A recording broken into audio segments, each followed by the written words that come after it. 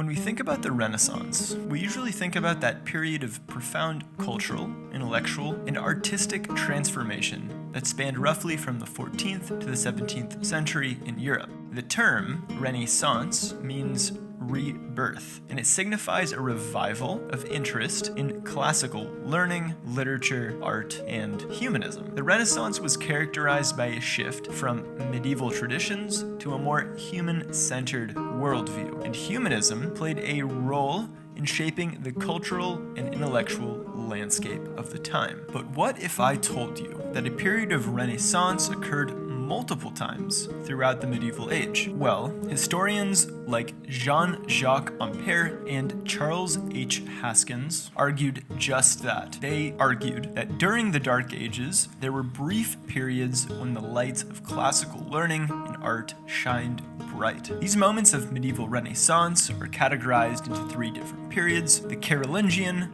the Ottonian, and the 12th century Renaissances. As much as I want to try to cover all three in one video, I think that would be unwise and be complicated. I'd rather spread them out. So without further ado, we're going to start talking about the Carolingian Renaissance. You're watching Good Old History, where I make videos about my favorite historical periods. The Carolingian Renaissance was a revival of learning, culture, and intellectual pursuits that occurred during the reign of Carolingian dynasty, primarily under the rule of Charlemagne in the late 8th century and in the early 9th century. Don't remember who the Carolingians were? Let me remind you. The Carolingians were a powerful and influential Frankish dynasty that rose to prominence in the 8th century, founded by Charles Martel and further solidified by his grandson, Charlemagne. The Carolingian Empire became a dominant force in medieval Europe. Charlemagne, also known as Charles the Great, was a towering figure in medieval history who reigned as King of the Franks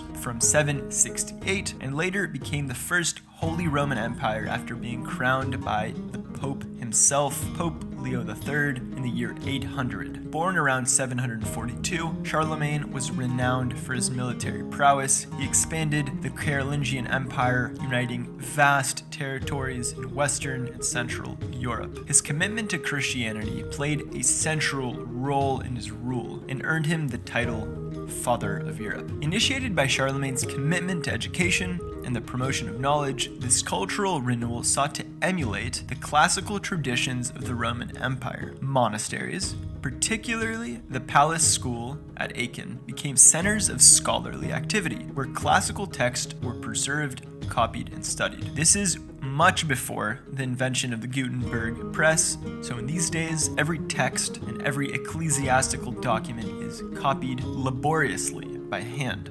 usually on different forms of parchment paper or high-end parchment called vellum. In the fray of feudalist Europe, the culture of literacy and writing were preserved and carried on the backs of the monks and priesthood of the Christian faith. In an effort to expedite the written language that in other scripts would be complicated to write, monks devised a clever new font called the Carolingian minuscule. And I'm going to quote Andrew Pettigree's book called The Book in Renaissance. The manuscript culture of the early medieval period reached its apogee with the extraordinary and richly decorated volumes produced during the Carolingian revival of the 9th to 11th centuries. The empire, created by Charlemagne and his successors, embraced both the remnants of Roman civilization south of the Alps and the broad spaces of Gaul and Germany. The creation of an embryonic bureaucracy to manage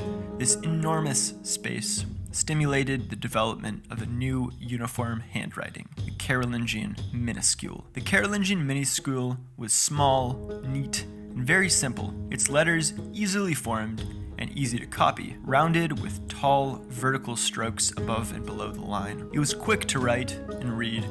It was phenomenally successful. Soon it had replaced both the insular script of the missionary age and the archaic Roman handwriting, which had often been written without word division or punctuation, the so-called scriptura continua.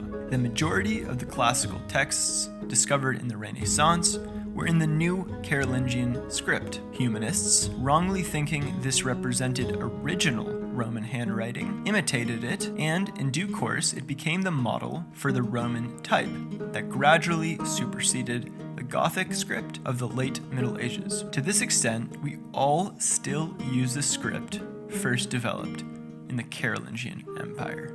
I mean, how cool is that? We today use a script that is not a far cry from what was devised and created by monks during the Carolingian dynasty. I mean, that's just incredible, isn't it? But the achievements of the Carolingian Renaissance don't just end here. Charlemagne, the first Holy Roman Emperor, was a patron of architecture, and his reign saw the construction and restoration of several notable structures, including both the Palatine Chapel and the Aachen Cathedral. Now, these are in close proximity to one another, and they still stand today, and they're impressive architectural undertakings that are UNESCO World Heritage Sites. So what did we learn today? I guess we learned that during the Carolingian dynasty, there was a period where arts and learning flourished, and in so, the Dark Ages were perhaps a little brighter than you had previously imagined. I hope you guys enjoyed, learned something. Until next time.